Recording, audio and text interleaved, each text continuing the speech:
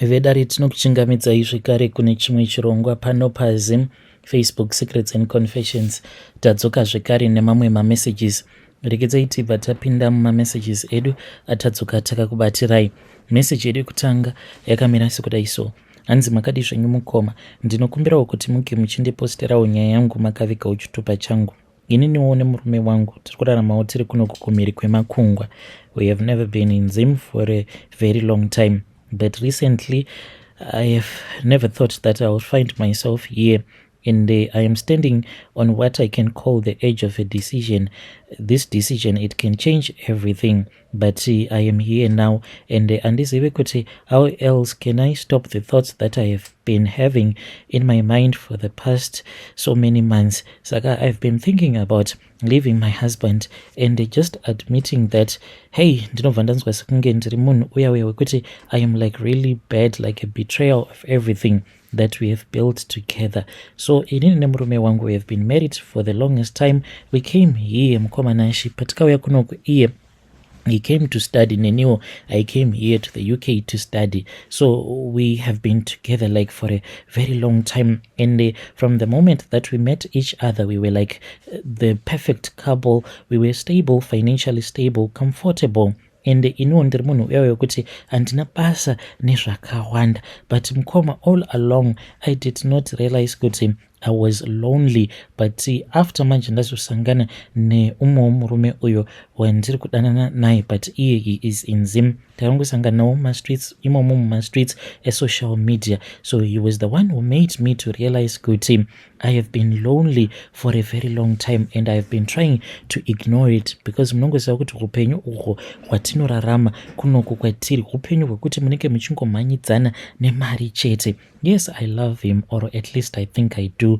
but somewhere along the way, the love that we once had, I think it has faded. It's like we are living in the shadow of what we used to be, and most of the times tinongoita zvatinenge tichiita without even thinking twice, without even considering the next person, because iye anotiwo achibva kubasa, sometimes ndinenge ndakaneta. It's like we are no longer connecting. Handizivi kana vedare renyu vachikwanisa kuzonzwisisa nyaya yangu. Our conversation, mukoma, munoziva yaya yatinoti routine conversation yekuti yes, uri say and stuff like that. You need to buy this at the store, you need to do that, you need to do that. Are you going to pick up whosoever that it has to be picked up on that day? Like even our affection, we can call our affection something that has become mechanical, even though we share a bed, but it is like mukoma, there is a wall that is between us.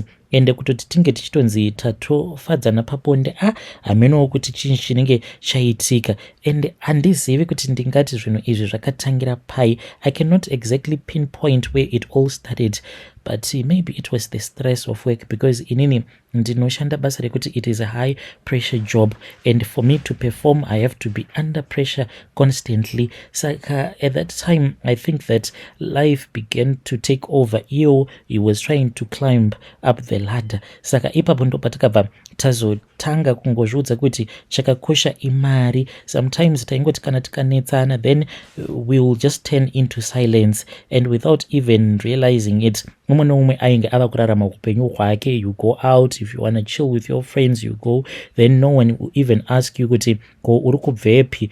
Saka I'm not proud of these things that have happened in my marriage. They fill me with a lot of guilt and a lot of shame. Murume wangu munhu wekuti he is a good man, a kind man, and I feel kuti he does not deserve this. He does not deserve mukadzi uyo wekuti right now ari kutofunga kutoti zviri nani kuti ange achimuramba, who is imagining a life without him.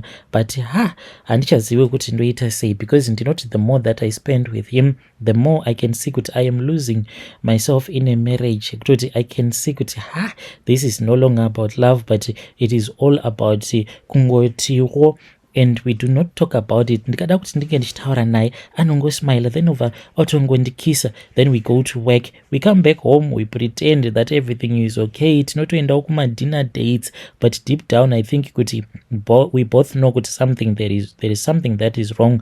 Ndambozama kuti ndinge ndichitaura naye about how I feel, but ndinoti kana ndava kuda kumuudza with the way that he works really hard, ndinobva ndanzwa sekunge like the words get stuck in my throat. I am afraid of hurting him or of breaking his heart. Handizive kuti ndoita sei. At the same time, pose apa I can say kuti it was far much better, but kubva zvandakazosangana nababa ava variko kuzema, hey, vane mazirudo baba ivavo, ndinoti kana vakangondifonera chete ndinobva ndatotanga kutonzwa kutoti yeah, I will be responding to him, but I don't know what am I supposed to do. I am afraid of staying, and I am thinking kuti it is far much better for me to wake up, and handidi kuti ndinge ndichizoti paya pandinenge ndachembera, then I realize kuti I have spent my life living what they call a lie, and I have stayed out of fear rather than love. Saka I want more than this. Ndiri kudawo relationship inenge ine passion, connection, love. Sei yandiri kunzwira baba avo vari kuzimu, murombo zvavo havana kana chavainacho, but tinoti kana tichitaura unyatsonzwa kuti ya vanhu ava vari vaviri vanodanana, tinonyatsokutaura mazwi edu akaita kupfava. Saka I have been thinking about it, and I have been thinking kuti what will it be like to live, kungotora zvimasuitcase zvangu, to walk out of the door, to start over. Ava baba ava vekuzimu ndobva ndavaunza kuno, but at the same time it terrifies me kuti saka baba ivava kana vakazonzi vauya kuno kuku-UK, kokana vakazondichinjira ndichazoita sei. But at the same time vanoti kana vakanditi baby ndoda kuti unge uchiramba murume wako so that inini ndinge ndichikwanisa kuuya ikoko kuku-UK, it also excites me in a way that makes me feel guilty. Handizivi kuti ndoita sei. Ndiri kukumbirawo kuti vedare renyu vange vachindibatsirawo. I do not want to erase like the years that we have spent together, because inini nemurume wangu there were so many moments of joy and love, but now ndava kungozviudza kuti zvagara matakadya kare, nyaradzi, vana, the woman that I was back then nemukadzi wandava pari zvino, I am not the same. This is my confession. I am thinking of leaving my husband, and each and every time when I am thinking about it, it tears me apart. Handizivewo kuti ndoita sei, if this is the right thing to do, kana kuti is this going to be the mistake that I will regret for the rest of my life. Kunza baba avo vari kutambura vekuzimu vandakangosangana navo paFacebook vouya kunoku, then tonyatsokunakirwa nerudo rwedu. But to be honest with you, ndinokwanisa kuzoita rimwe zidepression. I can't keep up living like this, caught between what was and what would be. Ndikudawo kuti ndinge ndichimbofara. Handina kumbogara ndakanyatsokufara mulife mangu. I don't know kuti what is it that is going to happen next, but ndikudawo kuti vedare renyu vange vachindibatsira. Vedare ndo message iyo yandakatumidzirwa ichibva kuna ndo message iyo yandakatumidzirwa ichibva kuna vanzvadzi vedu. Ngatisamei kuti tinge tichitaura navo vanzvadzi vedu ava mucomment section. Yeah, pakaipa. Indeed, strange things indeed they do happen in this world. Hanzi ndafunga kuti ndinge ndichisiya murume, at the same time ndoda kuti uyo wandakasangana naye paFacebook ndinge ndichimuunza kunoku ku-UK. Kuchachemwa. Ngativabatsirewo mucomment section. Regedzai tibva taenda panyedu inotevera. Nyedu inotevera yakamira sekudai so. Hanzi makadi zvenyu mukoma, ndinokumbirawo kuti munge muchindiposterawo nyaya yangu makaviga chitupa changu. Confession yangu yakamira sekudai so. Mukoma, ininiwo ndinewo zvandakaita apo pandainge ndichitoriwo chikomana chechidiki, and nanhasi uno I still regret because zvakaitika at that time, because ndainge ndiri nhubu, ndiri mbavha.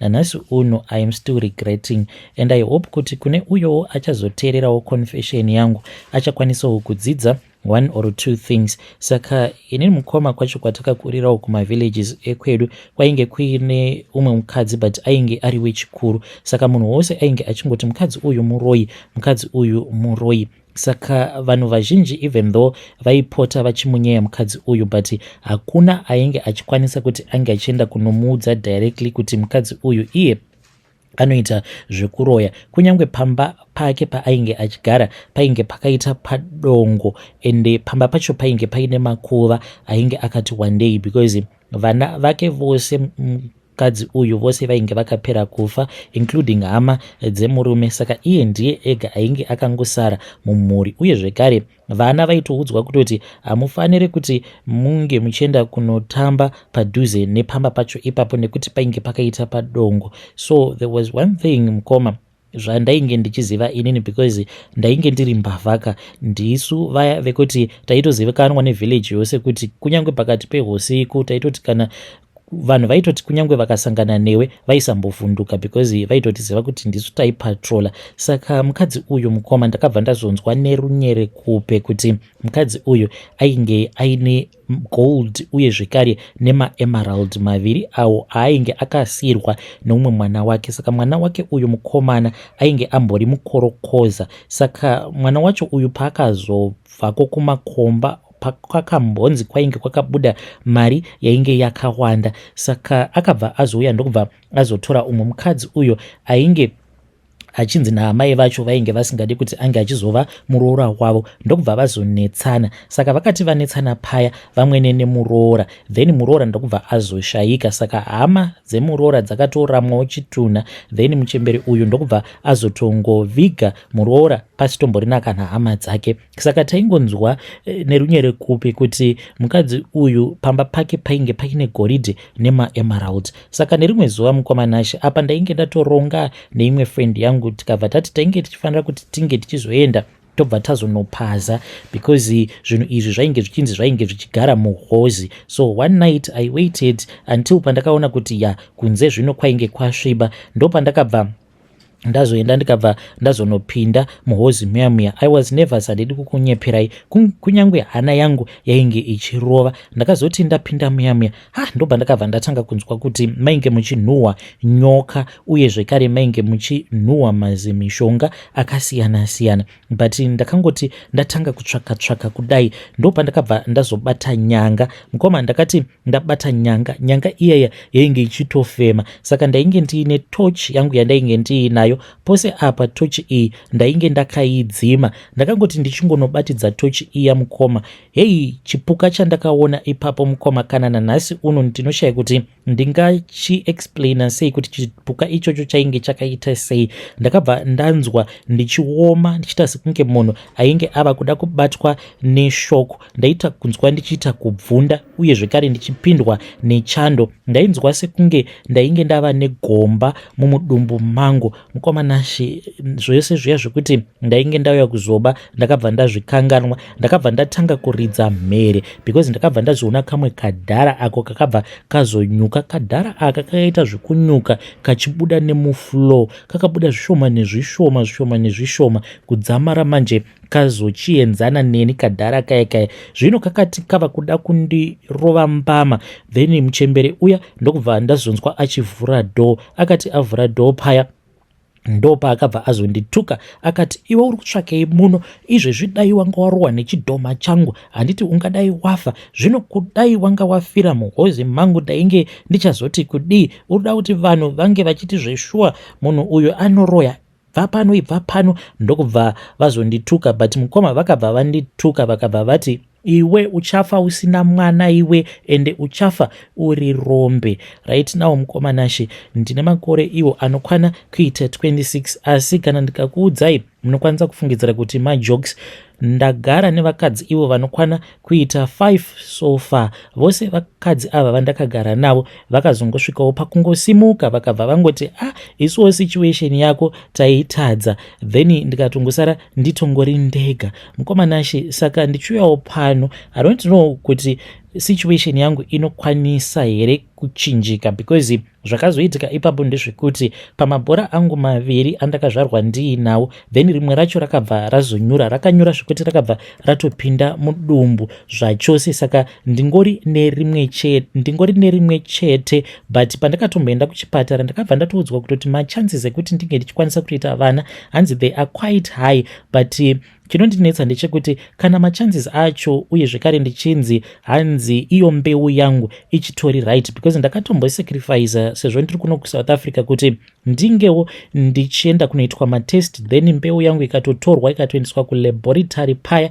but mukomanashi at the end of the day I can see kutoti kunyange madoctors achindiudza kuti zvose zviri normal, but zviri normal pakai? I don't see any normal kuti unogara nevakadzi avo vanokwana kuita 5 pavakadzi 5 ivavo, poshaya kana umwe zvake anongouyawo kwauri obva kuti but unozviziva here kuti paya patakatombogara tose ndakatomboita miscarriage mushure mekunge ndabatirawo pamuviri pako. Saka right now mukoma I don't know, uye handizivi, kunyange ndikati ndoda kutsvaga n'anga dzinondibatsira dzingandibatsira sei.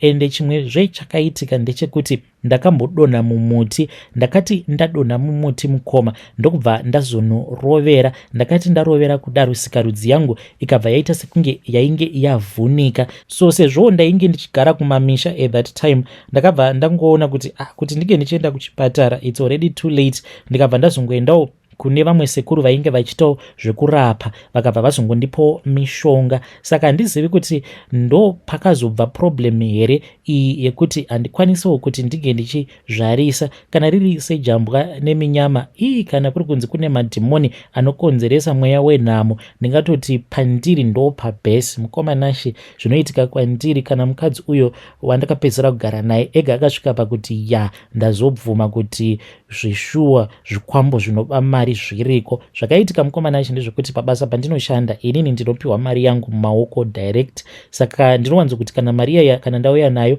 tinongoisa muenvelope tongotsvakawo pekuti tinge tichishafa. Hei mukomanashi, mangwana acho makuseni takati tichinotarira muenvelope tikabva taona kuti mainge muine 5 cent apa ndainge ndapiwa mari yainge ichikwana iyo kuita 3800. Saka ndo upenyu hwacho ihwohwo hwandinorarama. Saka ndichiuyawo pano mukomanashi ndangoyawo neconfession yangu ndichingotiwo zvimwe kuda inini zvekuzonzi ndichaitawo mwana in the future, maybe zvakatokona hazvo n'anga murapwa achida, but I hope kuti nyaya yangu ichabatsirawo someone out there kuti izvi zvekuba izvi hazvina pundutso.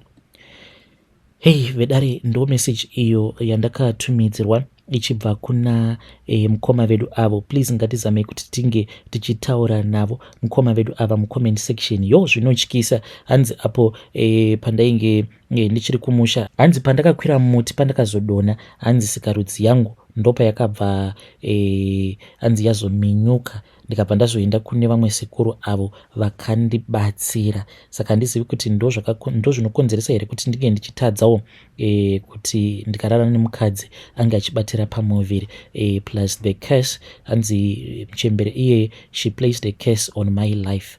Ngatizame kuti tinge tichitaura navo mucomment section.